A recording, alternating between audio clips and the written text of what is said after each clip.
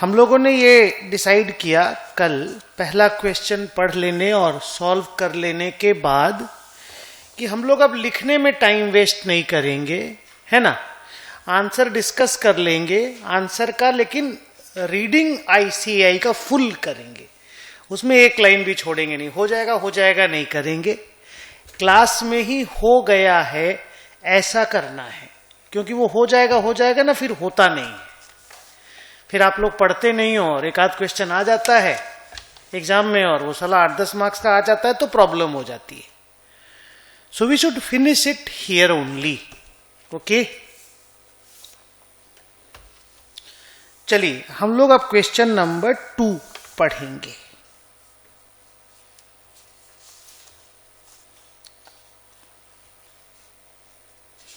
आज आप लोगों को ना वो भेजा है मैंने, क्या नाम, नहीं एमसीक्यू तो अलग है। एमसीक्यू के पहले वो भेजा है कल, इसका सल्यूशन। हाँ, ये जो क्या नाम, प्रोफेशनल वाला, अगर आपने प्रिंट आउट लाया है तो बहुत ही बढ़िया है, और नहीं तो उसका मोबाइल खोल करके या लैपटॉप खोल करके उसको देखना है। चलो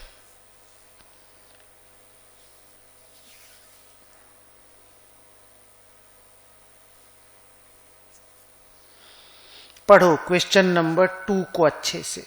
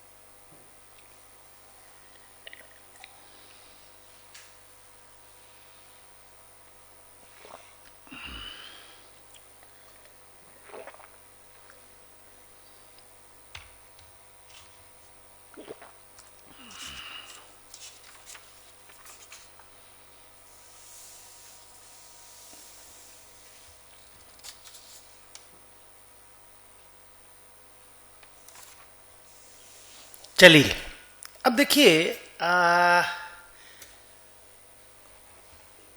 प्रवीण जी गुड मॉर्निंग।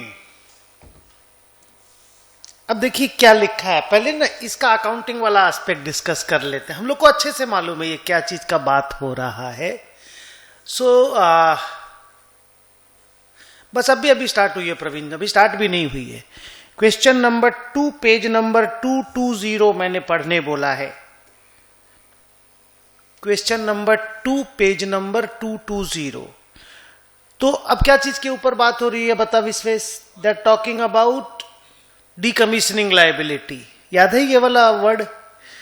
तो अब डीकमीशनिंग लायबिलिटी अगर है और कुछ साल बाद आपको उसका पेमेंट करना है तो एस 37 रीड विथ एस 16, अपन तो इंड एस बोल रहा हूं, इंड एस है वो, तो अपन वो इंड एस पढ़े हुए हैं कि हाँ डीकमीशनिंग लायबिलिटी का प्रोविजन बनता है। हाँ बेटा, यस बोल रहा हूं सब कुछ। तो एक्स नंबर ऑफ ईयर्स के बाद आप कितना रुपया पेमेंट करने वाले हो उसका एस्टिमेट करना पड़ता है, फिर उसका पीवी निकालना पड़ता है, पीवी पे उस लायबिलिटी को क्रेडिट करना पड़ता है, रिस्पेक्टिव असेट को डेबिट करना पड़ता है। वो लॉस नहीं है, वो कैपिटलाइज होता है। उस कैपिटल असेट पे फिर डेप्रिसिएशन रिकॉर्ड करना पड़ता है और उस डीकमीशनिंग लायबिलिटी को फिनेंशियल लायबिलिटी माना जाता है और अमोर्टाइज्ड कॉस्ट पे धीरे धीरे करके रिकॉर्ड होता है। Although it's a provision, balance sheet में शो प्रोविजन के अंडर में करेंगे, लेकिन धीरे धीरे क्योंकि पीवी करके निकाले हो तो इंटरेस्ट का अकाउंटिंग करके उसको ऊपर लेकर के जाना पड़ता है, फिर पेमेंट के वक्त उसका पेमेंट होकर के वो क्लोज डाउन होता है। अब डायरेक्टर लोगों को ये सब करने का मन नहीं है। पर्पज शायद नहीं बताया उन्होंने कि क्यों उनका मन नहीं है, बस उन्होंने इतना लिखा कि भाई we propose this, why are we doing this, इन सब का बातचीत नहीं हुआ। नहीं समझे? हो सकता है कि एक रीजन ये रहा हो कि डेप्रीसिएशन जो असेट का पीएल में जाएगा उसकी वजह से, क्योंकि आप जब डीकमीशनिंग लायबिलिटी को डेबिट क्रेडिट करोगे, माने लायबिलिटी क्रेडिट करोगे और असेट को डेबिट करोगे, और इधर इंटरेस्ट जो जाएगा उसके अमाउंट का कुछ डिफरेंस को कुछ चेक कर रहे होंगे वो लोग। मैं मैनिपुलेशन को दिमाग में रख के बात कर रहा हूं। आई एम थिंकिंग कि उनके दिमाग में क्या चल रहा है, डायरेक्टर ने ऐसा क्या सोचा होगा, कुछ लिखना नहीं है, एक तो बात कर रहा हूं।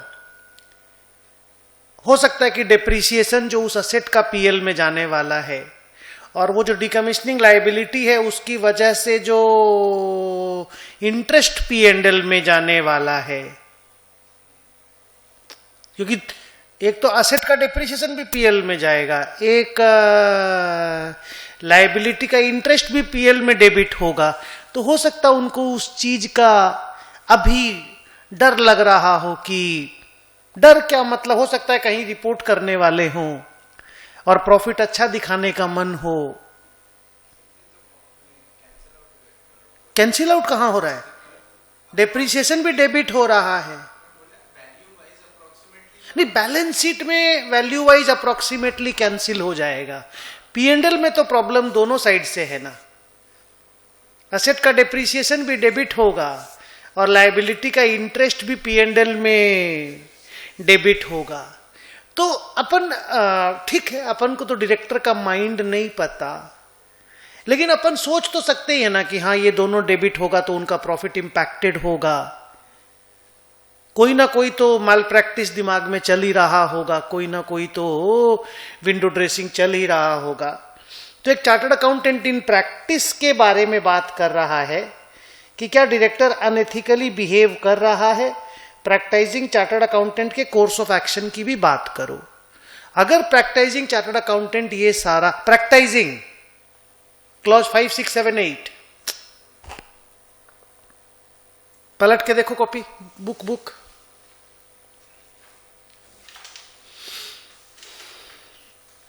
8 तक तो बात नहीं पहुंचेगी, बट 5, 6, 7 तो श्योर है। मान लो चार्टर्ड अकाउंटेंट इन प्रैक्टिस ने ये चीज होने दे दिया, अगर होने दे दिया, क्योंकि उसने इतना कुछ लिखा ही नहीं है कि होने दिया कि होने नहीं दिया। पेज नंबर 215 में जाओ, संपूर्णा, प्रवीण, प्रदीप, सब कोई। Clause 5 fails to disclose a material fact. Clause 6 fails to report a material misstatement. Clause 7 does not exercise due diligence. Clause 8 fails to obtain sufficient information for an opinion। तो 8 का तो बात नहीं है ये। मुदित इतना क्या पढ़ रहा है? हम तो पढ़ दिए 5, 6, 7 इट्स ओके। अरे बाबा तीनों लिख देना, इट्स फाइन। मिस स्टेटमेंट और fails to disclose the material fact दोनों एक ही बात है। मतलब दोनों एक ही बात है, मतलब क्या? दोनों लिखा जा सकता है। हम डिस्क्लोज नहीं किए और हम मिस स्टेटमेंट को रिपोर्ट नहीं किए, यहां दोनों ही एप्लीकेबल है।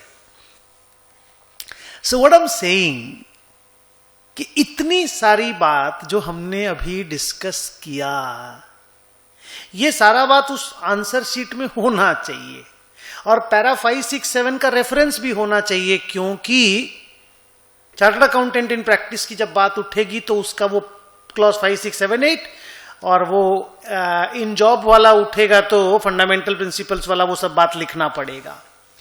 So what I am saying, इस तरह के 10 क्वेश्चंस हैं। इनका अकाउंटिंग एस्पेक्ट जब होगा ना तो आप देखिएगा हम लोग मास्टर की तरह लिखेंगे, और इनका जब वो एथिकल एस्पेक्ट वाला जब बात होगा ना तो हम लोगों को वो थोड़ा थ्योरी लिखने में जैसा तकलीफ होता है और क्या ऑडिट टाइप का लिखना, तो वो चीज का कहानी है। नाउ सारे बच्चे हमको बोलेंगे प्रदीप, संपूर्णा और तुम लोग दोनों, हम लोग कंफर्टेबल हैं, हम लोग समझ गए कि बहुत डरावना टॉपिक नहीं है, आराम से मैनेज किया जा सकता है। खाली यस और नो? Good boy. अब हम लोग इसका आंसर रीड करेंगे बैठ करके। मैं बोर्ड पे भी दिखा रहा हूं और इंस्टीट्यूट ने कैसे कैसे इस चीज को प्रेजेंट किया है, आप उस चीज को देखो। मैं हमेशा बोलूंगा अकाउंटिंग एस्पेक्ट, एथिकल एस्पेक्ट 1 2 3 4 5 6 7 8 9 10 करके लिखोगे ना, आप बेहतर लिख पाओगे। इंस्टीट्यूट तो पैरा बना बना करके लिख देता है, ठीक है?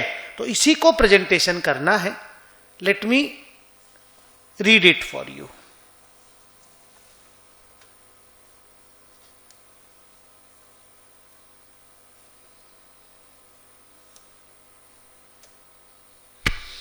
चलिए, द ट्रीटमेंट, रेडी? सबको दिख भी रहा होगा बोर्ड पे, नहीं? थोड़ा वो कर दे, नहीं?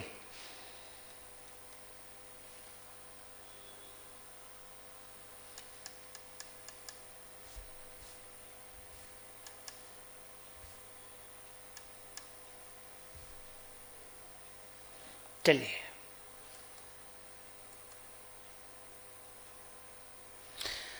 The treatment proposed by the director, answer institute ने कैसा लिखा है?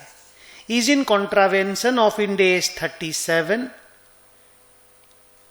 As per Ind AS 16 and Ind AS 37 an entity at the time of initial recognition of the asset capitalizes the present value of dismantling cost to be incurred at the end of the life of the asset to the cost of the asset by simultaneously creating a provision for the same. In the given case, ये हो गया accounting का basic structure जो हम लोगों ने सबसे पहले डिस्कस किया। पीवी निकालेंगे, बच्चे ने हाईलाइट किया था।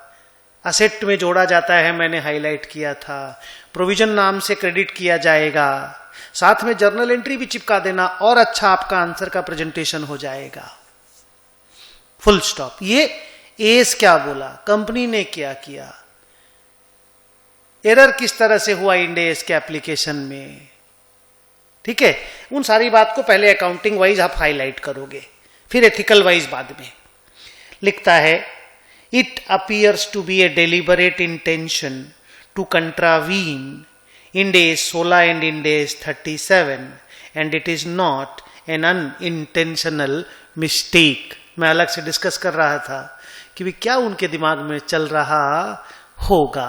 खैर, ये तो क्लियर है कि उन्होंने प्रपोज किया है कि हम इसको एक्सपेंस के रूप में दिखाएंगे, और एक्सपेंस के रूप में दिखाने का मतलब कुल मिलाकर के यही हो गया कि आप ये जो इंटरेस्ट और डिप्रिसिएशन को एनुअली नहीं डेबिट करके लास्ट में एक साथ डेफर करके लास्ट में डेबिट करना चाहते हो, तो ऑब्वियसली आपके P&L पे अभी प्रेशर नहीं आए, या आप चाहते हो भले लास्ट में हम एक साथ मैनेज कर लेंगे। तो वो तो क्लियर दिखाई दे रहा है, उसका भी एक पैराग्राफ बनाना आप लोगों को चाहिए। एग्जाम में 1 2 3 4 5 जब करोगे उसका भी एक पैराग्राफ बनाओगे। 2, दो द डायरेक्टर्स कैन एक्सरसाइज, ये अब चार्टर्ड अकाउंटेंट इन प्रैक्टिस के ऊपर डायरेक्टर का कैसा प्रेशर है उसके ऊपर बात कर रहा है। Though the director can exercise strong और undue influence over the chartered accountant is bound to act with integrity and remain unbiased, recommending to the directors that Ind AS 16 and 37 must be complied with and ensure appropriate entries to be passed in the financial statements. The matter may be raised before the non-executive directors, explaining the issue to them and ensure the financial statements are true and fair and comply with the relevant Ind AS. अब non executive director को inform करो, independent director लोगों को भी inform करने वाली बात भी होनी चाहिए, ऑब्लिक इंडिपेंडेंट डायरेक्टर्स, क्योंकि अगर इंडिपेंडेंट नॉन एग्जीक्यूटिव लोगों का फिर भी उतना ताकत नहीं रहता होगा, डिपेंड करता है, तो वो इंफॉर्मेशन करके चार्टर्ड अकाउंटेंट के ऊपर बोला जा रहा है कि आप उसको कंप्लाई करवाओ। नीचे, it is essential for the chartered accountant to inform the directors about the necessary corrective measures in the case. By doing so, he uphold the fundamental principles of professional behavior and demonstrate the compliance with the relevant laws and regulations. By communicating the corrective measures to those responsible for the governance, the chartered accountant can ensure the contravention is addressed and rectified. क्योंकि question उस तरह से बना था कि क्या director unethical काम कर रहा है और सीए का क्या कोर्स ऑफ एक्शन होना चाहिए, तो वो बताया भाई मिस्टेक रेक्टिफाई हो जाना चाहिए, इंश्योर हो जाना चाहिए, और अगर इंश्योर नहीं होता तो हम बैलेंस शीट पे साइन नहीं करेंगे अगर हम ऑडिटर हैं तो। या हम इस बात को क्वालिफाई करके ही रिपोर्ट को साइन करेंगे if I am the auditor. हालांकि ऑडिटर है कि नहीं वो नहीं बताया, बट सीए इन प्रैक्टिस तो लिखा है। तो ये देखो उसका कोर्स ऑफ एक्शन। अगर पहले तो डायरेक्टर लोगों को बोलेगा ये गलत है, आप इंश्योर कराओ, वो लोग नहीं माना तो बाकी जहां जहां अप्रोप्रिएट अथॉरिटीज है उनको जाकर के इन्फॉर्म करेगा कि भाई ये रॉन्ग डूइंग है, इसको रेक्टिफाई करना है और इस बात को इंश्योर कर ले। अब क्लॉज 5, 6, 7 को कैसे हाईलाइट किया है इंस्टीट्यूट ने, उसको देखो। आगे नेक्स्ट मैं पढ़ता हूं। However if he does not communicate the corrective measures to the director, the fundamental principles of professional behavior will be breached. Members should comply with relevant laws and regulations to avoid any action that discredits the profession.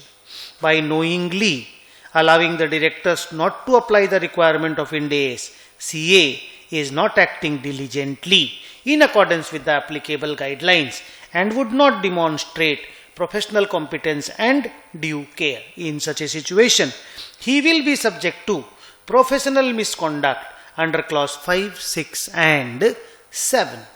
आगे clause 5 states that, अच्छा ये clause 5, 6, 7 CA Act 1949 का है।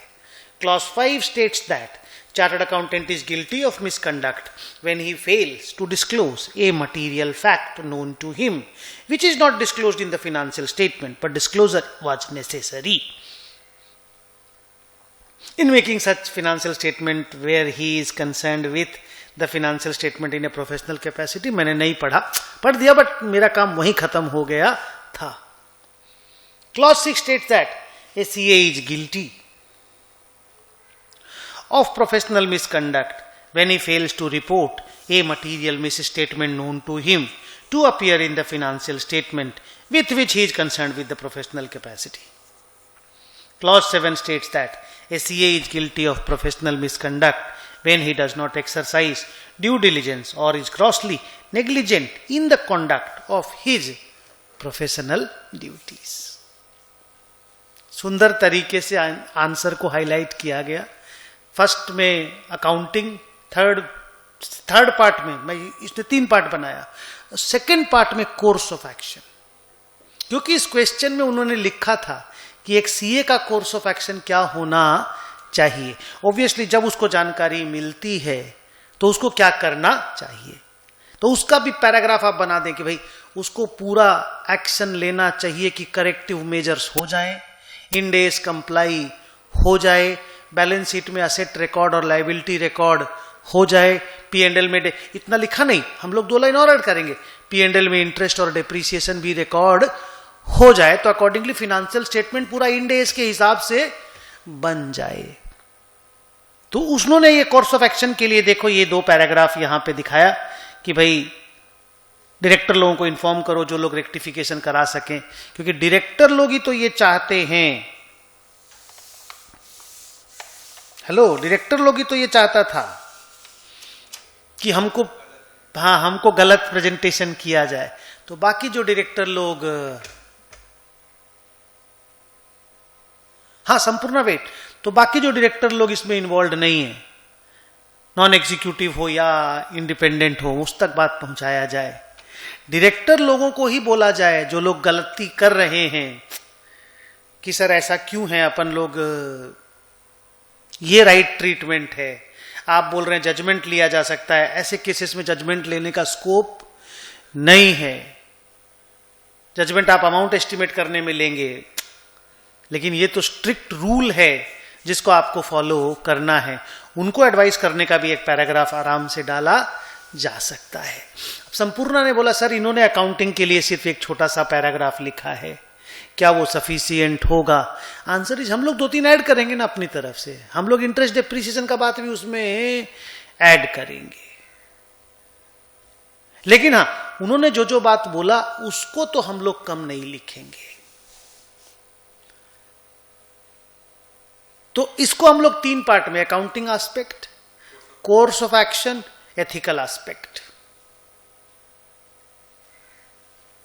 हम लोग इस तरह से डिवाइड करके प्रेजेंटेशन कर देंगे। तो ये जब इसका सॉल्यूशंस वगैरह पढ़ोगे ना और क्वेश्चंस वगैरह पढ़ोगे, आपको अच्छा लगेगा। मतलब आपको ऐसा फील नहीं होगा कि हम लोग अपना टाइम वेस्ट कर रहे हैं, क्योंकि रियल लाइफ में भी ना ये सिचुएशंस फेस करते हैं चार्टर्ड अकाउंटेंट लोग। चलिए अगला क्वेश्चन देखते हैं, और एकदम आराम से, एक तो रिवीजन टाइप का भी हो जाता है रे इससे। एक एक पैराग्राफ तो कम से कम 10 क्वेश्चन है, तो 10 डिस्कशन तो हो ही जाएगा ना कि 10 चीज का अकाउंटिंग तो रिवीजन हो ही जाएगा।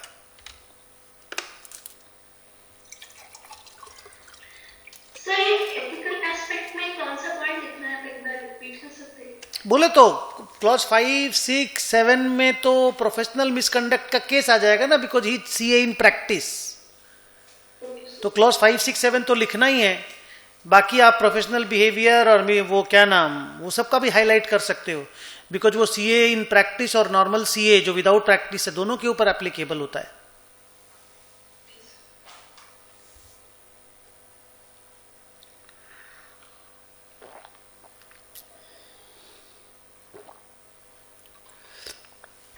अब आप लोग क्वेश्चन नंबर 3 पढ़ोगे, पेज नंबर 221। अच्छा, कल आप लोगों का ना लाइव क्लास नहीं होगा। कल मेरी मदर का वो डेथ का यहाँ पे वो बरसी टाइप का है, श्राद्ध जो भी बोल दो।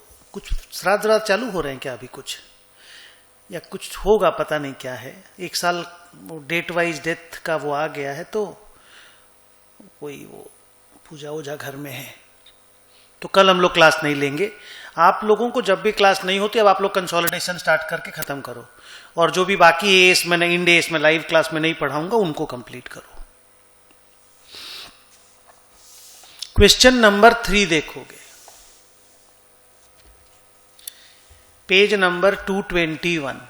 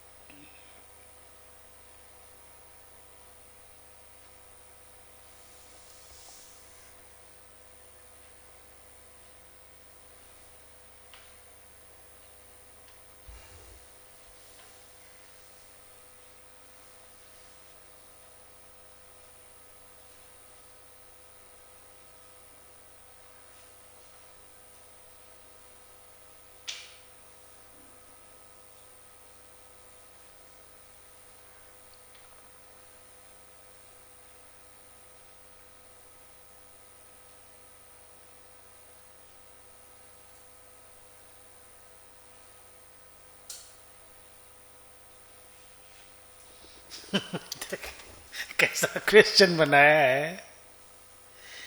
तो he cannot afford to lose his job.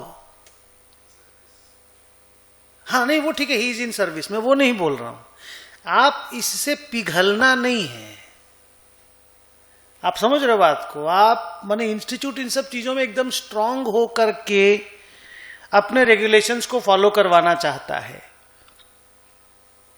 तो आप जो भी एथिकल स्टोरी है आपको वही लिखना है, ठीक है। अब इसमें तो एकदम क्लियर कट बात है कि वो जो करंट P&L का स्टेटमेंट बना करके देगा, कैश फ्लो का जो स्टेटमेंट बना करके देगा, वो रियल में कुछ और है, और बैंकर को जो वो बना करके देगा वो बैंकर के रिक्वायर्ड क्राइटेरिया के हिसाब से बना करके देगा। That means it is material misstatement, misleading, false representation of the financial information।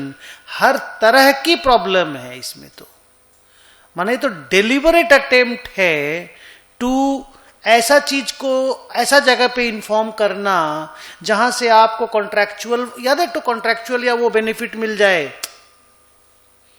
एक पैराग्राफ था ना second part of our discussion में, उसको भी हाईलाइट कीजिएगा यहां इसमें, in order to get the contractual favour. 3-4 बार लिखा हुआ था, पीछे में जाकर के देखो वो कहां पे है। ये रहा देखो, टू कम पेज नंबर 218 में जाओ, preparation and presentation of information. हाँ, पूरा को देखो वहां पे।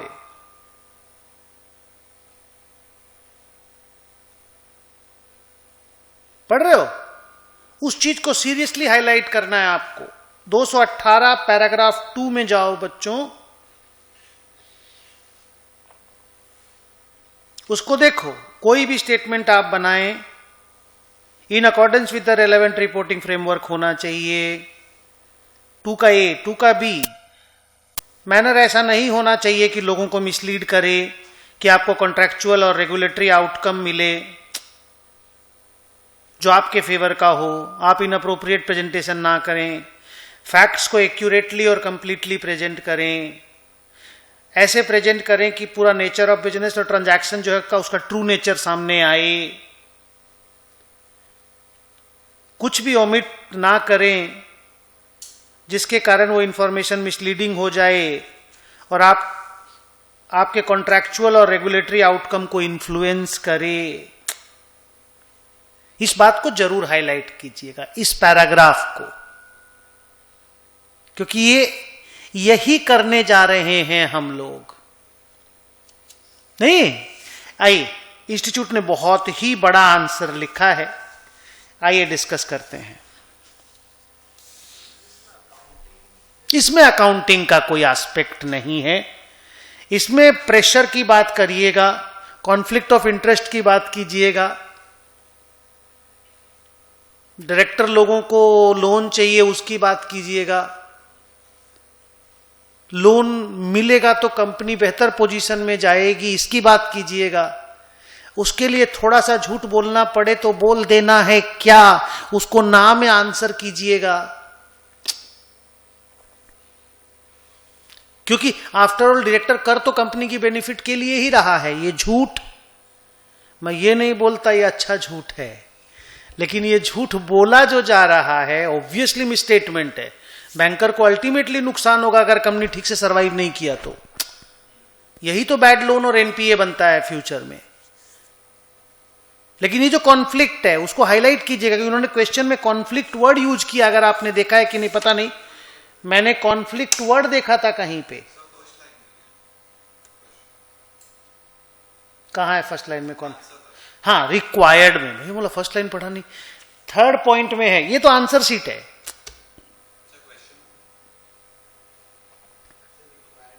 रिक्वायर्ड का फर्स्ट लाइन में discuss the potential ethical conflict, तो कॉन्फ्लिक्ट्स को हाईलाइट कीजिएगा। ठीक है, तो ये आंसर इंस्टीट्यूट ने बहुत ही बड़ा बना करके लिखा है, क्योंकि जब भी भाषण देने का बात होता है तो इंस्टीट्यूट लंबा लंबा बात लिख ही देता है। तो पढ़ते हैं इसको, क्या क्या चीज को किस तरह से इन्होंने हाईलाइट। नहीं, इसमें ये चार्टर्ड अकाउंटेंट इन प्रैक्टिस के लिए नहीं है। क्लॉज 6 जो होता है ना प्रदीप, वो चार्टर्ड अकाउंटेंट इन प्रैक्टिस के लिए होता है। तो क्लॉज 5, 6, 7 वगैरह मत लिखिएगा, बाकी कुछ मत छोड़िएगा। ठीक, आइए पढ़ते हैं। मैं आंसर पढ़ता हूं, आप लोग साथ में डिस्कशन में देखिए इंस्टीट्यूट ने कैसे प्रेजेंटेशन किया है। The given scenario presents A twofold conflict of interest: pressure to obtain finance and chartered accountant's personal circumstances. The chartered accountant is under pressure to provide the bank with a projected cash flow that will meet the bank's criteria, when in fact the actual projections do not meet the criteria. The CA's financial circumstances mean that he cannot lose the job. Thus, the ethical and professional standards required of the accountant are at odds mane fight with the pressure of his personal circumstances.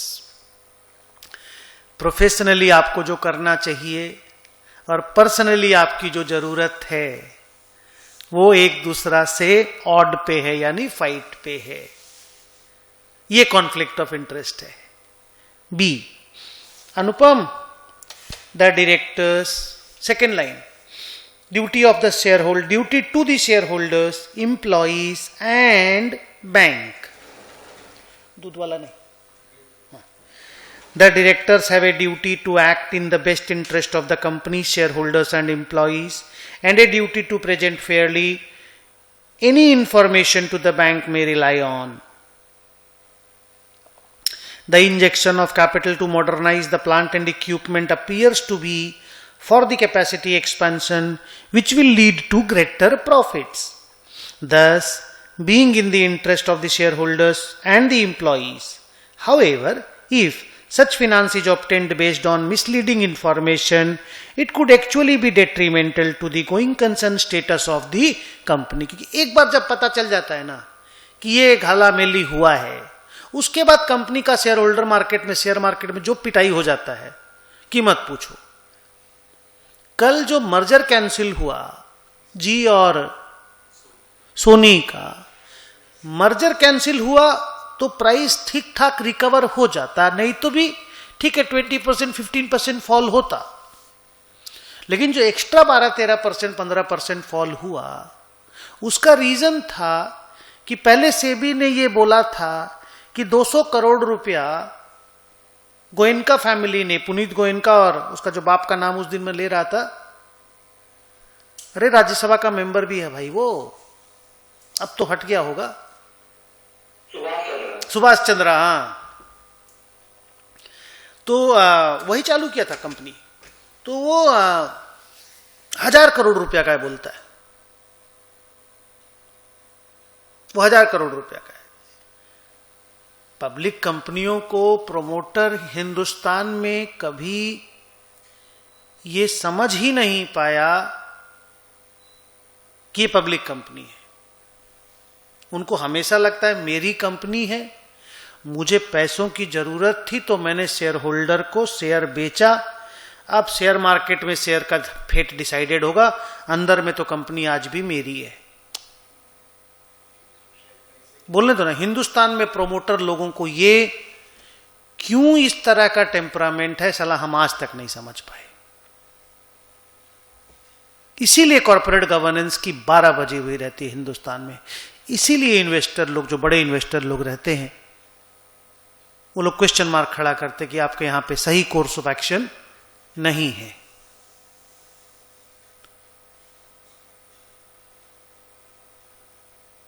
हो ही नहीं पाया. लोगों के दिमाग से ये बाहर है. प्रोमोटर हमेशा कंपनी को अपने बाप की समझता है. अरे तुम 52% स्टेक होल्डर हो बस, जब तुम 35% स्टेक होल्डर हो दैट्स इट. 65% दूसरे लोग भी हैं. तुम बोर्ड में हो दैट डजंट मीन कंपनी तुम्हारे बाप की है. इस तरह के लोगों का जेल जाना जरूरी है, जेल. अरे चंदा कोचर के साथ हुआ. आईसीआईसीआई बैंक आपके बाप की थोड़ी थी. वो तो चलो फिर भी बड़ी शेयर होल्डर नहीं थी, मान लो एम्प्लॉई और डायरेक्ट सीईओ थी वो. लेकिन आप अपने, जैसे राणा कपूर के साथ हुआ, हाँ, इनको जेल जाना जरूरी. जितने ही बड़े लोग हों, आप कितने ही बड़े आदमी हों,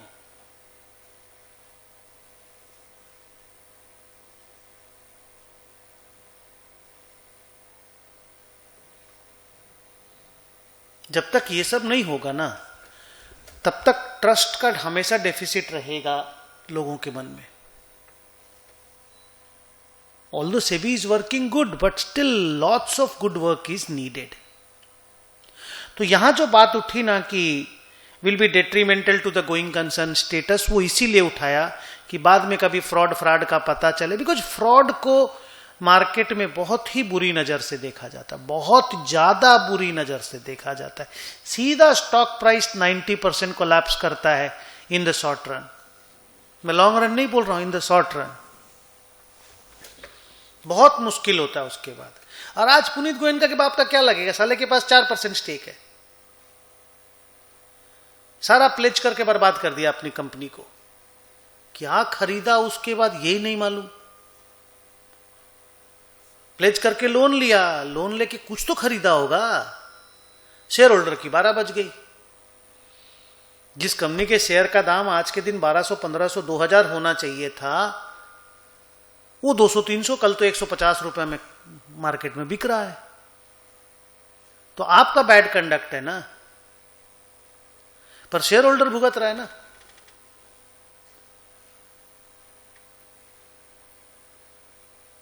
इतना सब जमीन में पैसा लगा होगा, शेयर प्लेज करके रुपया लिया होगा बैंकों से, तभी तो सारा इक्विटी बिक गया ना उनका। फिर कंपनी के पास जहां जहां से पैसा आया होगा उसको साइफनिंग ऑफ किया होगा, खरीदा होगा हरियाणा में, राजस्थान में लैंड। चक्कर में शेयर होल्डर का तो नुकसान हो गया ना। फोकस ही मारने में रहा, अंदर से जितना पैसा निकाल लो नहीं पता चले। कंपनी को ग्रो कराने में तो फोकस रहा ही नहीं। सो एनीवे, मेरा दुख निकल के बाहर आ गया क्योंकि मैं भी एक शेयर होल्डर हूं छोटा सा। बट एनीवे, इधर आइए, हम लोग पढ़ रहे थे कि अगर ये फिनांस मिसलीडिंग इंफॉर्मेशन से ऑब्टेन किया जाए, it could be detrimental to the going concern status of the company. तो ये कॉन्फ्लिक्ट ऑफ इंटरेस्ट है। आगे, it could be argued that there is a conflict between the short term and medium term interest of the company and its long term interest. Short term के बारे में लिखा कि need to modernise the company, long term के बारे में लिखा company का रेप्यूटेशन। बट जो भी आर्ग्यूमेंट हो, गलत हमेशा गलत ही होता है। हम शॉर्ट टर्म में गलती कर रहे हैं कंपनी की लॉन्ग टर्म भलाई के लिए, कोई चांस नहीं है, फ्रॉड नहीं होना चाहिए। आगे, ethical principles guiding the chartered accountants response. आगे, the chartered accountants financial circumstances coupled with the pressure from the directors could end up in him knowingly disclosing incorrect information to the bank, thereby compromising the fundamental principles of objectivity, integrity and professional competence। क्योंकि ये CA इन job है तो ज्यादा focus यहां पे आ गया, clause 5, 6 और 7 पे उतना ज्यादा फोकस नहीं रहा, और रीजन ऑब्वियस है। आगे, लेकिन ये जो ऑब्जेक्टिविटी, इंटीग्रिटी, प्रोफेशनल कॉम्पिटेंस वाली बात है, ये आप सीए इन प्रैक्टिस के लिए भी लिख सकते हो। फंडामेंटल प्रिंसिपल्स दोनों तरह के चार्टर्ड अकाउंटेंट के लिए एप्लीकेबल होते हैं। आगे, by exhibiting bias due to risk of losing his job through reporting favourable cash flows to the bank, objectivity is compromised. Further, integrity is compromised by not acting in a straightforward and honest manner. Incorrect information is knowingly disclosed. Unlike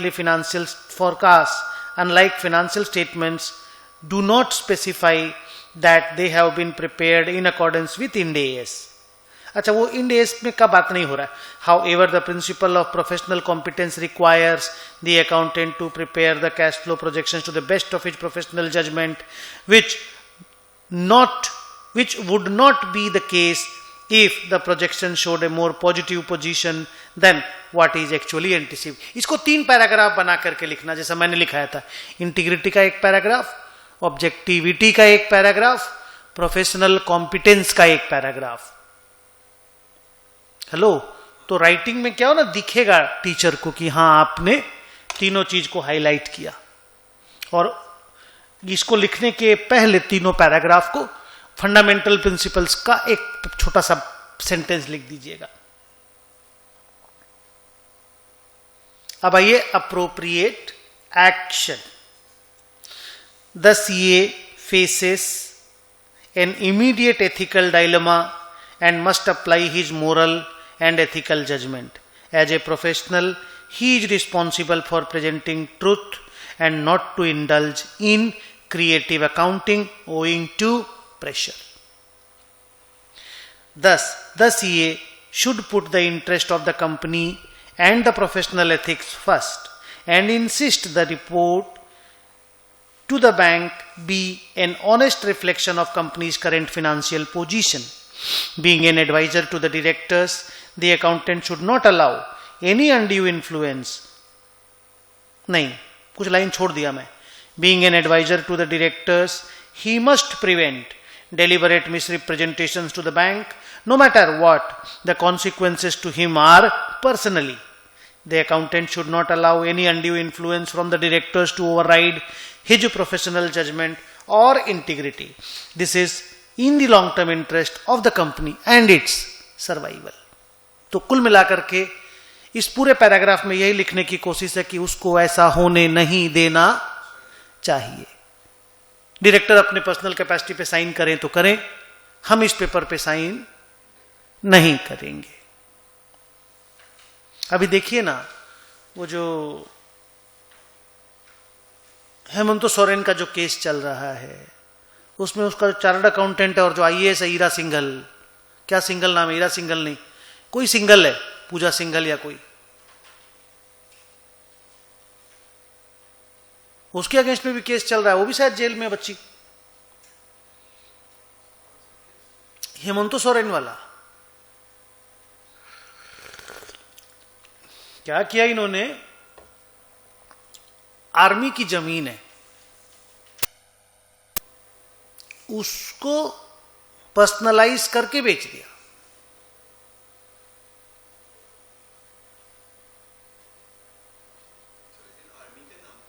army की कैसे अधिग्रहण करके क्या क्या करके बेचा. इसीलिए तो हेमंत सोरेन जा नहीं रहा ईडी में.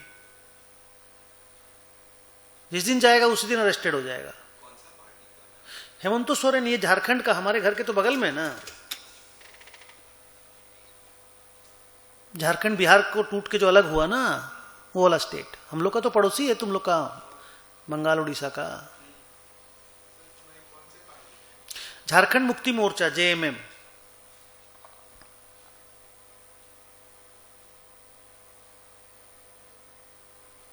ग्रीड और प्रेशर दोनों चीज बहुत ही डेंजरस होता है. हाँ, और उसके तो कितने सारे सीए में प्रॉब्लम चल रही है.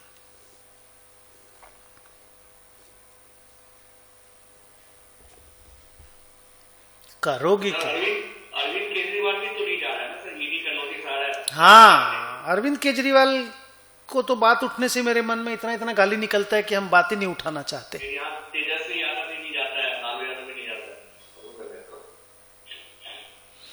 चलिए छोड़िए, आइए हम लोग आगे पढ़ के कम से कम चैप्टर तो कंप्लीट करें.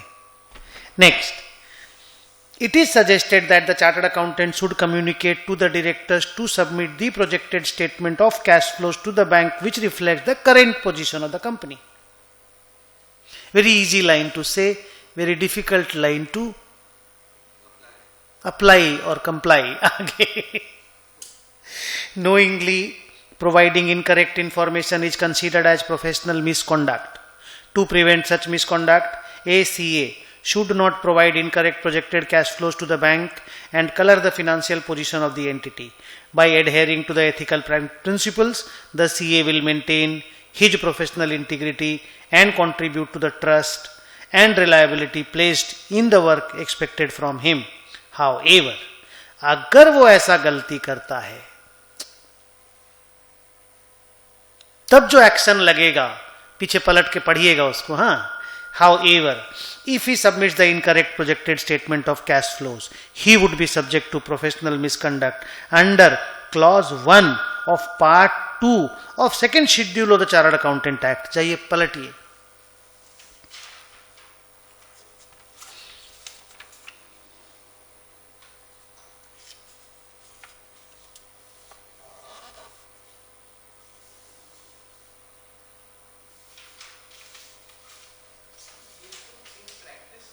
नहीं नहीं नहीं नहीं, मेंबर्स ऑफ द इंस्टीट्यूट के लिए इन जनरल।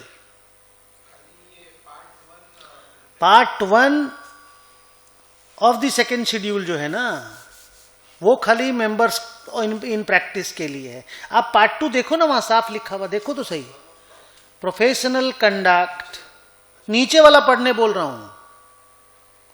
पार्ट 2 क्लॉज 1 पढ़ना है। Professional misconduct in relation to members of the institute generally.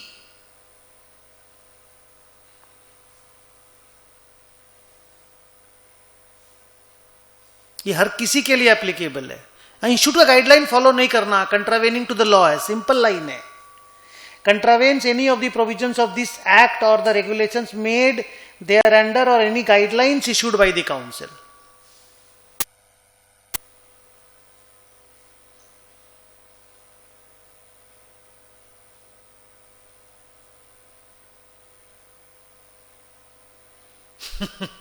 ठीक है प्रवीण, वी विल टॉक। तो एक बार पढ़ते हैं। However if he submits incorrect projected statement of cash flows he would be subject to the professional misconduct under clause 1 of part 2 of the second schedule CA act. The clause 1 states that a member of the ICAI, whether in practice or not, shall be deemed to be the guilty of professional misconduct if he contravenes any of the provisions of the act or the regulations made thereunder or any guidelines issued by the council. As per the guidelines issued by the council, a member who is an employee shall exercise due diligence and shall not be grossly negligent in the conduct of his duties. क्योंकि CA in practice को लिखने के लिए तेरे पास clause 5, 6, 7, 8 का हथियार रहता है, CA इन जॉब के लिए तेरे पास कम हथियार है लिखने के लिए, तो तुम इंटीग्रिटी, ऑब्जेक्टिविटी, प्रोफेशनल कॉम्पिटेंस और ये वाला क्लॉज 1 समझे, clause 1 of part 2 of the second schedule. हाँ तो बोल दे, तुम इसको हाईलाइट करोगे। ओके, चलिए नेक्स्ट क्वेश्चन हम लोग पढ़ते हैं। हाँ लगता, देख लेना होगा तुमको। हाँ क्लॉज 3 भी लगता।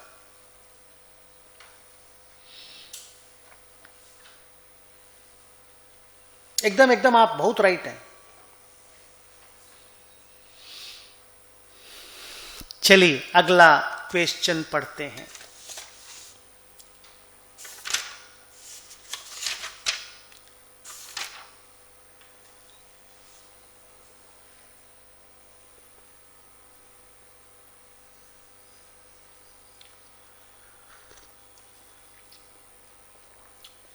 Question number 4, page number 221।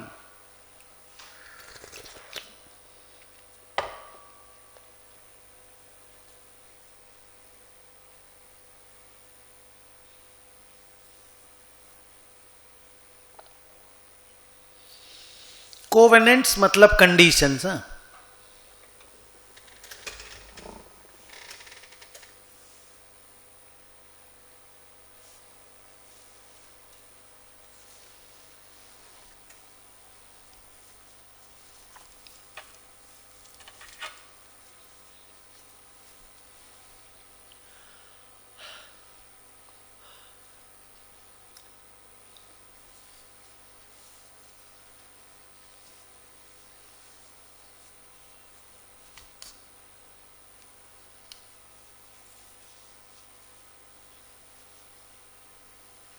बिना चश्मा के कुछ भी दिखाई नहीं देता, नहीं कितने भी हालत है।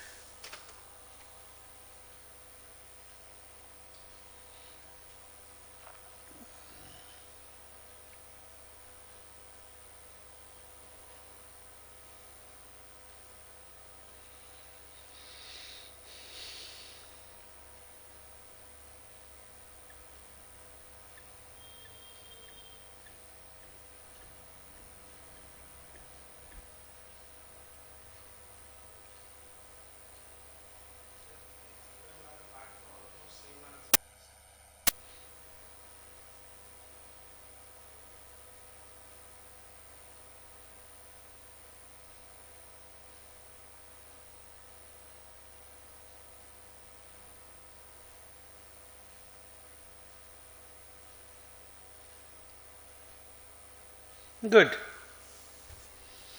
तो अकाउंटिंग की स्टोरी को पढ़ लिया आप लोग। अकाउंटिंग की स्टोरी को कैसे हाईलाइट करोगे? लीजेस अपने लोग पढ़ चुके हैं। लीजेस का स्टोरी क्या है? स्टोरी ये है कि भाई शॉर्ट टर्म लीजेस अगर होती है तो आपको ROU असेट और लीज लाइबिलिटी लिखना नहीं पड़ता। रेंट का पेमेंट करो, बाहर निकल के चले जाओ। अब यहां पे प्रॉब्लम क्या है? एक ROU असेट और एक लीज लाइबिलिटी लिखना है, क्योंकि लीज एग्रीमेंट 5 साल का है या 6 साल का है। 5 साल है ना, 12 25 60 महीना का है। तो डायरेक्टर लोग इस तरह का प्रपोजल डाल रहा है कि 10 ठो लीज एग्रीमेंट, 6 ठो लीज एग्रीमेंट बना लेंगे 10-10 महीना का, और लॉन्ग टर्म लीज को शॉर्ट टर्म लीज में ले आएंगे तो इंड AS 116 के परव्यू से बाहर चले जाएंगे। ROU असेट और लीज लाइबिलिटी लिखना नहीं पड़ेगा। लीज लाइबिलिटी नहीं लिखेंगे तो लाइबिलिटी ठीक रहेगी। ऐसे लाइबिलिटी लिखेंगे तो इंटरेस्ट का पेमेंट, माने इंटरेस्ट की कहानी बनेगी।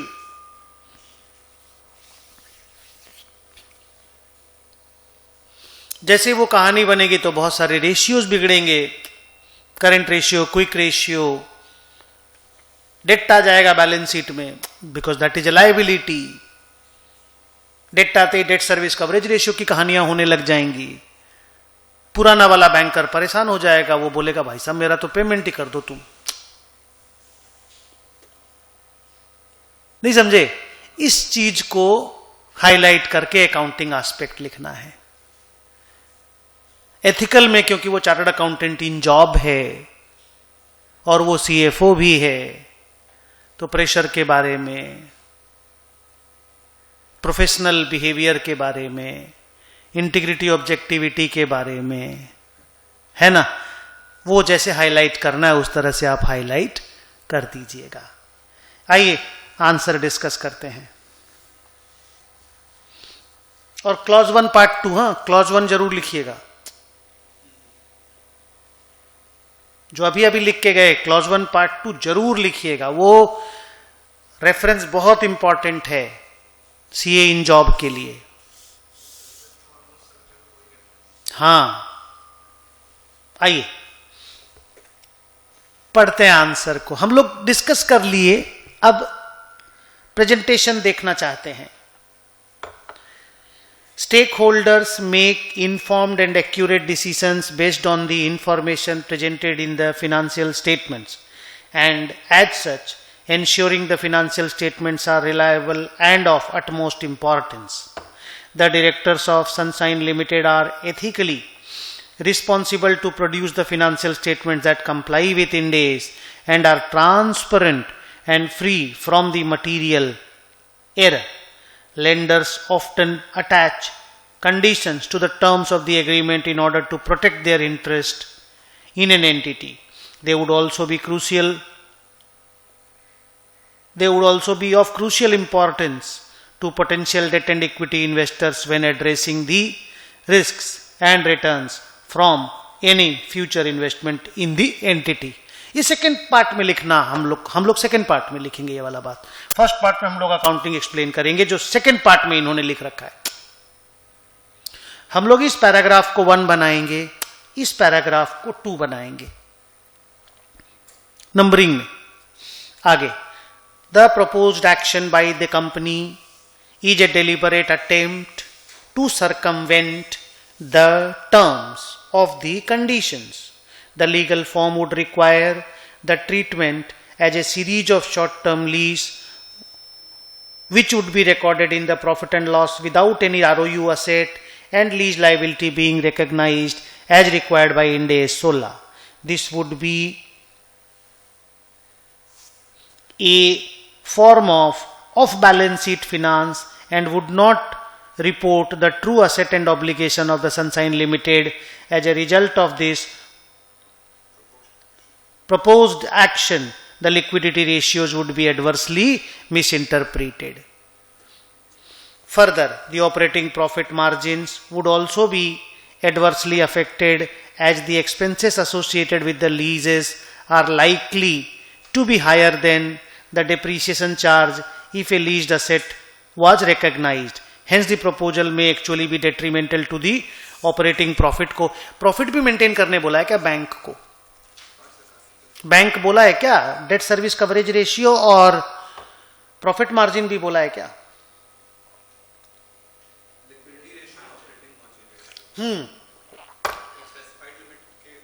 दोनों को, तो इसीलिए ये इनका हाईलाइट पॉइंट है, वो ऑपरेटिंग मार्जिन के ऊपर बातचीत कर रहा है। क्योंकि जैसे ही आप आरओयू असेट लिखेंगे डेप्रिसिएशन पीएल में जाएगा, जैसे ही आप लीज लाइबिलिटी लिखेंगे, याद है उस वक्त हम एक्सप्लेन किए थे, जैसे ही आप लीज, अभी तो कब किए थे पता नहीं कौन से कुछ नहीं, बट मैं अभी तुरंत थोड़ा देर पहले ये वाला बात बोल रहा था कि अगर आप आरओयू असेट लिखोगे तो आपको डेप्रिसिएशन पीएल में डालना होगा, अगर आप लीज लाइबिलिटी लिखोगे तो आपको इंटरेस्ट पीएनएल में डालना पड़ेगा, और वो साइजेबल अमाउंट का होता है। बिकॉज अगर 5 साल की लीज है, इतना बड़ा लीज रेंट होगा, उसका पीवी निकलेगा। तो इन सब से बचने के लिए कि तुरंत ऑपरेटिंग मार्जिन हिट करेगा, जो अकाउंटिंग एस्पेक्ट का बात करना है आपको। हाँ, अच्छा, डीकमीशनिंग लायबिलिटी को लेकर के ये सेम बात हमने हाईलाइट किया था। ओके, वही मैं बोला आज ही बोला हूं, लेकिन साला आज तो लीज का तो कोई सम था नहीं। डीकमीशनिंग लायबिलिटी एकदम सेम एस्पेक्ट है। डीकमीशनिंग लायबिलिटी का कहानी और लीज का कहानी एकदम सिमिलर है, तो वहां पे हाईलाइट किया था। बोला कहां बोला था, थैंक यू। तो वो वाला बात भी लिखना आपको कि भाई ये इस चीज को अवॉइड करने के लिए कि फट से ऑपरेटिंग मार्जिन पे प्रेशर आ जाएगा, बिकॉज ये बड़ा बड़ा खर्चा पीएनएल में जाकर के डेबिट होने वाला है। और सिंपल जो आप एक्सपेंस पे कर रहे हो तो खाली 1 साल का रेंट पे कर रहे हो, तो उससे बचने के लिए ये डेलिबरेट अटेम्प्ट है। और प्लस जैसे आप लीज लायबिलिटी लिखोगे, ऑफ बैलेंस शीट फिनांस मतलब लीज जब आप लेते हो, 1 मिनट संपूर्ण, हाँ, I am just answering that. तो जैसे आप लीज लायबिलिटी बुक्स में लिखोगे तो शॉर्ट टर्म लॉन्ग टर्म में डिवाइड होता है, करेंट और नॉन करेंट में। जैसे वो करेंट लायबिलिटी वाला 1 साल का पेएबल वाला अमाउंट लायबिलिटी में आता है, तो करेंट रेशियो क्विक रेशियो में फर्क पड़ने लग जाता है। और आप बैलेंस शीट में नहीं लिखोगे तो फर्क आपको पड़ेगा नहीं। तो ये बात को हाईलाइट कर देना है। किया इन्होंने, एक सिंपल पैरा बना दिया, हम लोग पार्ट पार्ट करके करेंगे, हमारा आंसर और सुंदर से प्रेजेंटेड होगा। ऑफ बैलेंस शीट फिनांस का मतलब हुआ कि लीज एक आपका लायबिलिटी होता है, हमें मालूम है, और वो एक तरह का फिनांस अरेंजमेंट है। आप असेट ही तो खरीद के ला रहे हो, बस पैसा एक साथ नहीं दियो, धीरे धीरे दोगे। तो ROU asset is an asset, property plant and equipment, और lease liability is the loan. तो कहानी वह लोन पे आप असेट लेकर के आ गए, तो दैट इज, जब दोनों को आप लिख देते हो तो it is A finance which is recorded in the balance sheet.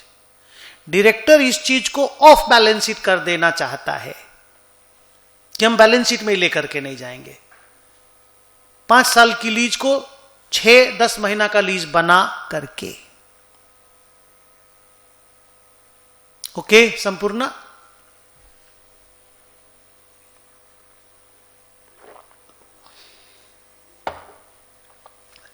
आगे सीए का बात थोड़ा नीचे आ रहा है, आइए। Sunshine Limited is aware that the proposed treatment is contrary to the Ind AS. Such manipulation would be a clear breach of fundamental principles of objectivity integrity as outlined by the code of ethics. अब आ गया, ethical बात लिखने लग गए ये लोग, ठीक पढ़ रहे हैं ना हम। It is important for a chartered accountant, आ गया रे सीए का बात, to exercise professional behaviour and due care all the time. तो देखिए तीनों बातें लिख दिया, इंटीग्रिटी, ऑब्जेक्टिविटी और प्रोफेशनल बिहेवियर का बात। जब भी सीए इन जॉब का बात आएगा ना, फंडामेंटल प्रिंसिपल्स का नाम लिख के इन तीनों का 3 पैराग्राफ बना दीजिएगा। The proposal of Sunshine Limited are likely to mislead the stakeholders in the entity, जहां पे बैंक भी एक स्टेक होल्डर है। This could discredit the profession by creating lack of confidence within the profession. The directors of Sunshine Limited must be reminded of their ethical responsibilities and persuaded that the accounting treatment must fully comply with the Ind AS and principles outlined within the framework should they proceed with the financing agreement. आगे, however, clause 1 वाली बात, अगर वो fail करता है, however if CFO fails to comply with his professional duties, he will be subject to professional misconduct under clause 1 of part 2 of second schedule of Chartered Accountant Act. The clause 1 states that a member of the institute, whether in practice or not, shall be deemed to be the guilty of professional misconduct if he contravenes any of the provisions of the act or the regulations made thereunder or any guidelines issued by the council. As per the guidelines issued by the council, a member of the institute who is an employee shall exercise due diligence and shall not be grossly negligent in the conduct of his duties. तो हम लोगों ने एक चीज notice किया कि normally institute integrity, objectivity और professional behaviour वाली बात को जो फंडामेंटल प्रिंसिपल में लिखा हुआ है और clause 1 of part 2 of the second schedule उसको हाईलाइट कर रहा है। अगर कोई सीएफओ चार्टर्ड अकाउंटेंट है या कोई चार्टर्ड अकाउंटेंट इन जॉब है, उसको लिखने के लिए। और अगर कोई सीए इन प्रैक्टिस है तो क्लॉज 5, 6, 7 वगैरह को, और इंटीग्रिटी ऑब्जेक्टिविटी वाली बात भी, फंडामेंटल प्रिंसिपल वाला, खास करके प्रोफेशनल मिसकंडक्ट वाला, जो प्रोफेशनल बिहेवियर वाला बात, उसको लिखता है। तो अपन भी उस तरह से आंसर को बना पाएंगे। अगला क्वेश्चन, इस क्वेश्चन में इंस्टीट्यूट ने अकाउंटिंग वाले एस्पेक्ट को अच्छे से सजा के नहीं लिखा है। जहां पे अपन लोग लिखेंगे आरओयू असेट और lease liability should be recognise because it is a 5 year lease. नहीं समझे? आरओयू असेट का डेप्रिसिएशन डालना है और लीज लाइबिलिटी का इंटरेस्ट पीएनएल में प्रोवाइड करना है। थर्ड पॉइंट, ये दोनों जब पीएनएल में जाएंगे तो पीएनएल का डेबिट साइड पे प्रेशर आएगा, ऑपरेटिंग मार्जिन पे प्रेशर आएगा, जिसको कि डायरेक्टर अवॉइड करना चाहता है सिर्फ इंटरेस्ट, वो क्या नाम, रेंट लिख करके, जो कि प्योरली मिसलीडिंग और मिस रिप्रेजेंटेशन है और नोइंग मिस रिप्रेजेंटेशन है, विच टेंट अमाउंट टू फ्रॉड। ये वाली बात को हम लोग सजा के लिख करके आएंगे। और ये भी लिखेंगे, जब एक लीज लाइबिलिटी बुक्स में लिखा जाता है तो उसमें नॉन करेंट और करेंट का पोर्शन होता है, और करेंट लाइबिलिटी जो होता है वो आपके रेशियोज को डिस्टर्ब करता है। करंट रेशियो क्विक रेशियो में मार पड़ती है। डायरेक्टर इसलिए ये सारी बात को कंट्रावेन करने के लिए, अवॉइड करने के लिए एक रियल फिनांस को फिनांस दिखाना नहीं चाहता, जिससे बैंकर से उसको फेवरेबल ट्रीटमेंट मिल जाए। तो हम लोग थोड़ा सा एक्स्ट्रा बात इससे लिखेंगे। नेक्स्ट क्वेश्चन नंबर 5 पढ़ेंगे।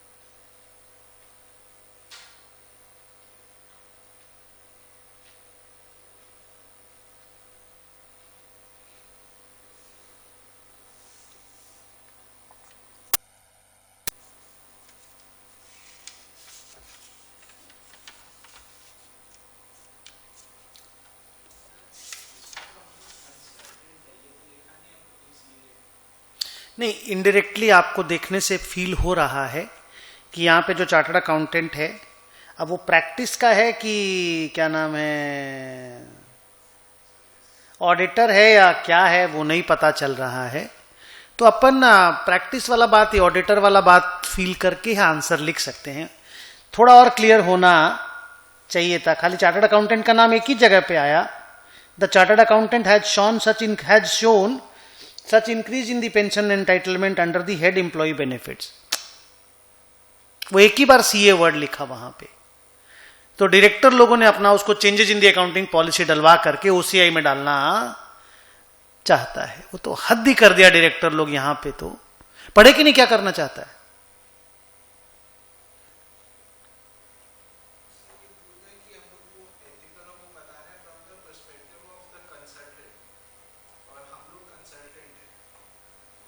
हाँ तो ठीक है, तो फिर हम लोग सीए इन प्रैक्टिस हैं, हम लोग चार्टर्ड अकाउंटेंट इन प्रैक्टिस है। ऑडिटर नहीं भी हो तो भी उनके जॉब में नहीं है। इन सर्विस वाला बात नहीं लिख करके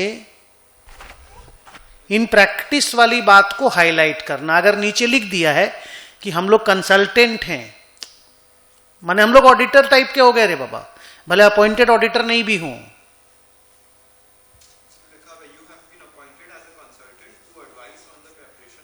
हाँ तो बस फंटास्टिक है, बढ़िया। प्रैक्टिस वाली बातें लिखनी है, ऊपर वाले हेलो वो लास्ट में क्लॉज 5, 6, 7, 8 लिखना है।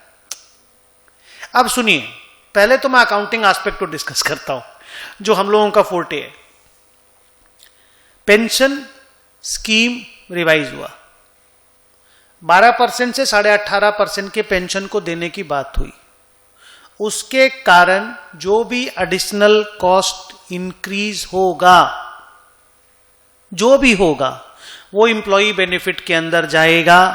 वो current service cost, past service cost, किसी भी नाम से जाए, इंप्लॉई बेनिफिट एक्सपेंस के अंदर जाएगा। इंड एस 19 हाईलाइट करके पहले ये बात लिखोगे।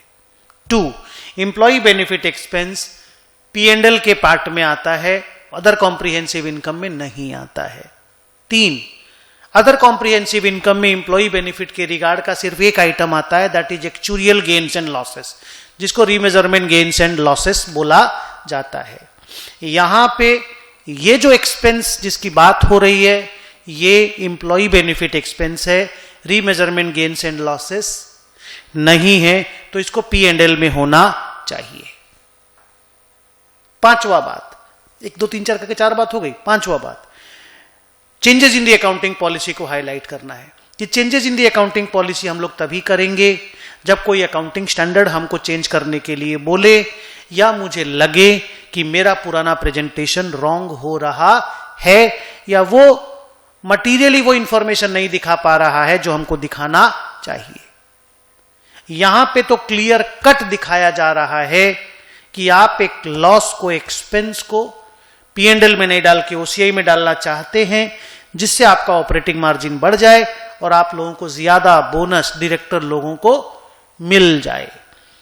ये item changes in the accounting policy पे फिट बैठता ही नहीं है, क्योंकि यहां तो accounting standard end S 19 clear cut बोल रहा है कि भाई ये इंप्लॉय बेनिफिट है, पेंशन के एक्सपेंस को P&L में दिखाया जाएगा और डिफाइंड बेनिफिट प्लान की तरह ट्रीट किया जाएगा। तो OCI में इसको ट्रांसफर करने की जो अकाउंटिंग पॉलिसी चेंज करने का डायरेक्टर लोगों का जो प्लान है या जो बोल रहा है, वो AS 19 के भी अगेंस्ट में है, और changes in the accounting policy वाला जो इंड AS 8 है उसके भी अगेंस्ट में है। अकाउंटिंग का तो इतना सारा बात हम लोग प्यार से हाईलाइट कर देंगे। उसके बाद जो एथिकल वाली बात है उसमें डायरेक्टर, क्योंकि चार्टर्ड अकाउंटेंट इन प्रैक्टिस है, क्लियरली कंसल्टेंट है, वो जॉब में तुम्हारे नहीं है, नहीं समझे, तो क्लॉज 5, 6, 7 का वायलेशन साफ दिखाई दे रहा है।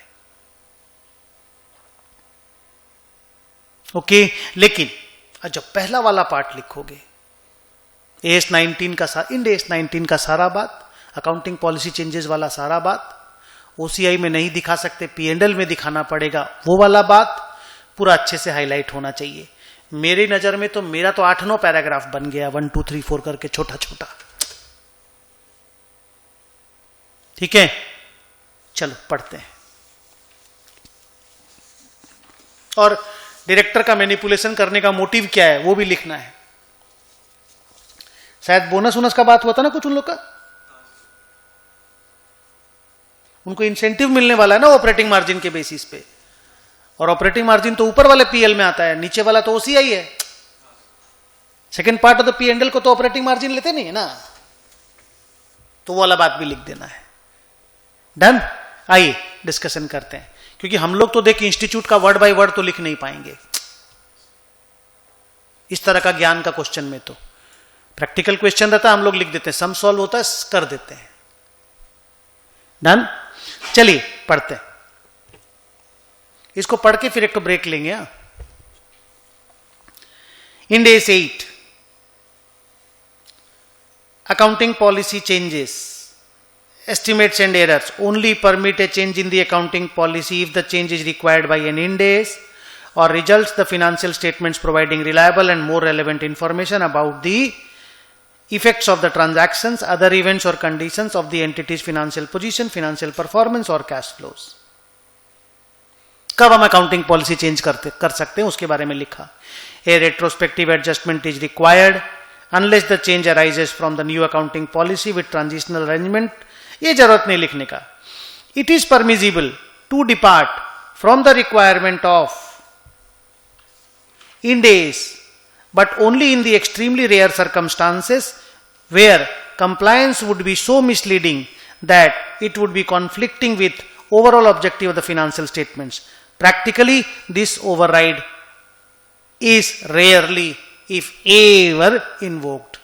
वो आपको अगर याद हो तो ये एक तो पैरा था कि Ind AS से हम डिपार्चर भी कर सकते हैं। Ind AS 1 में आप लोगों को पढ़ाए थे, बट वो नहीं होता है नॉर्मली। उन्होंने Ind AS 1 में लिखा था कि डिपार्चर सिर्फ आप तभी करेंगे जब आपको लगता है कि Ind AS फॉलो करने से आप जो इंफॉर्मेशन दे रहे हैं वो मिसलीडिंग हो जा रहा है। उन्होंने इस लाइन को भी हाईलाइट किया। आगे अब Ind AS 19 का बात लिखा। Employee benefit requires all gains and losses of a defined benefit pension scheme to be recognised in the profit and loss except the remeasurement component relating to the plan asset and benefit obligations which is recognized in OCI. Accordingly, current service cost, past service cost, net interest cost, net defined benefit obligation must be recognized in the P&L. Ind AS 19 does not offer any alternative treatment as an accounting policy choice in terms of Ind AS 8, and therefore the director's proposal cannot be justified on the grounds of fair presentation. The directors are ethically bound to prepare the financial statements which reflect a true and fair view of the entity's performance and financial position and comply with all the Ind AS. In the self-interest, it is the self-interest in the pension scheme that is making the directors consider a change in the accounting policy in order to maximize the profit for maximizing their bonus potential. Director ऐसा क्यों कर रहा है वो उसका highlight किया। The amendment to the pension scheme is a past service cost in terms of Ind AS 19 which should be expensed in the P&L during the period such plan amendment has been occurred immediately. This would impact the operating profit and thereby reducing the potential bonus. Director ऐसा क्यों कर रहा है जो हमने highlight कराया। आगे, additionally it appears that directors wish to manipulate aspects of the pension scheme such as current service cost, and since the pension scheme is given to be in deficit, the net finance cost. The directors are purposely manipulating the presentation of these items by recording them in equity instead of P&L. आप equity की जगह OCI लिखिएगा, आप equity की जगह OCI लिखिएगा। आगे, the financial statement would not be compliant with Ind AS and would not give a reliable picture of true cost to the company of operating the pension scheme, and this treatment would make the financial statement less comparable with other entities correctly applying Ind AS 19. Further, the explicit statement given in the financial statement stating that all the Ind AS stating the compliance with Ind AS achieved would be a incorrect statement to make in the event of above non-compliance. देखा क्या चीज का बात को highlight किया, बोला ये तो Ind AS कंप्लायंट हुआ ही नहीं ना, तो जो एक तो पैरा लिखा जाता ना एक्सप्लिसिट स्टेटमेंट, Ind AS 1 में आपको पढ़ाए थे कि this financial statement is in compliance with all the Ind AS, ये एक एक्सप्लिसिट स्टेटमेंट लिखा जाता है Ind AS वाले बैलेंस शीट में, वो भी लिखना उचित नहीं होगा। वहां तक चला गया इंस्टीट्यूट। आगे further, such treatment would be against the fundamental principles of objectivity, integrity, professional behavior as stated in the Code of Ethics. The directors need to understand their ethical responsibilities and avoid the implementing of proposed change in policy. As a meaningful addition, the directors could use other tools and indicators within the financial statements to explain the company's results, such as drawing attention to the users to the cash generated from operation, which would exclude the non-cash pension expense. Alternative measures such as EBITDA could be disclosed where such non-cash items are consistently eliminated for comparison purposes. ये क्या लिखा समझे कि नहीं? ये बोल रहा है कि P&L के साथ छेड़छाड़ नहीं करके, फिनेंशियल स्टेटमेंट के साथ छेड़छाड़ नहीं करके, आपको अगर ऐसा करना है, लोगों को बताना है, तो आप एबिडा डिस्क्लोज कीजिए, क्योंकि ये तो नॉन कैश एक्सपेंस है, ये तो प्रोविजन बनाया जा रहा है, तो एबिडा डिस्क्लोज कीजिए, but that should not be part of your P&L और फाइनेंशियल स्टेटमेंट्स। तो खैर ये बात हम लोग हाईलाइट ना भी करें तो चलेगा। अब आइए चार्टर्ड अकाउंटेंट, एथिकल वाला बात। When A chartered accountant discovers that, इन्होंने भी अकाउंटिंग पे बहुत बात लिखा देख, लेकिन वो पैराग्राफ ठीक से नहीं बना के लिखा तो कैसा अजीब सा कहानी बन के सामने आया। हम लोग अच्छे से पैरा बना करके लिखेंगे, 7-8 पैरा तो अपना भी बन गया था। When a chartered accountant discovers that a company's financial position has been compromised through misstatement, they have two options. They can either report the non-compliance to the authorities or consider withdrawing from the engagement. Both the actions ensure integrity, transparency and interest of the stakeholders at large. In case the consultant, chartered accountant, is influenced by the director's suggestion and report accordingly, he will be subject to misconduct under clause 5, 7 and 8 of part 1 of second schedule of CA Act. Clause 5 states that he will be guilty of misconduct when he fails to disclose a material fact known to him which is not disclosed in financial statement, but disclosure of which is necessary for making such financial statement where he is concerned with the financial statement in a professional capacity. 6 number को क्यों नहीं लिखा रे?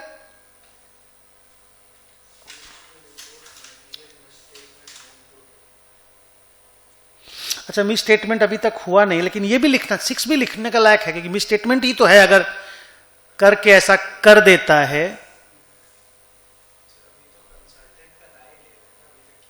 हाँ but ठीक है, अगर ऐसा कर देता है तभी तो हम लोग भी लिख रहे हैं, तो 6 भी लिखना आप लोग, इसमें 6 भी बनता है।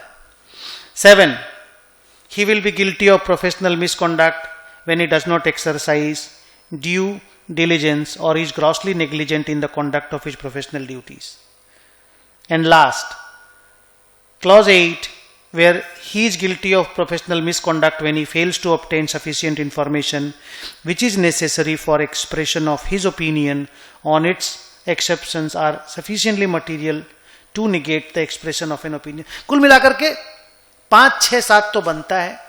8 नंबर मेरे लिहाज से उतना बनता नहीं है कि आप सफिशिएंट इंफॉर्मेशन ऑब्टेन नहीं कर रहे हैं, ऐसा वहां पे कोई भी कहानी नहीं है, बट ठीक है, 5, 6, 7, 8 एक तो ग्रुप में आता है।